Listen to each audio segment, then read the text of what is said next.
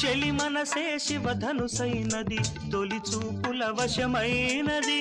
వలపు స్వయంవరమైనప్పుడు గెలువనిది ఏది ఒక బాణము ఒక భార్యన్నది శ్రీరాముని చిరయసమైనది శ్రీవారు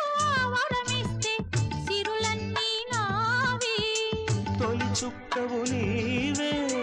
చుక్కానివి నీవే తుదిదాకా నీవే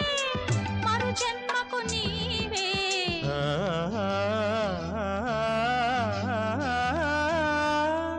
జానకి కలగనలేదు రాముని సతి కాగలనని ఏనాడు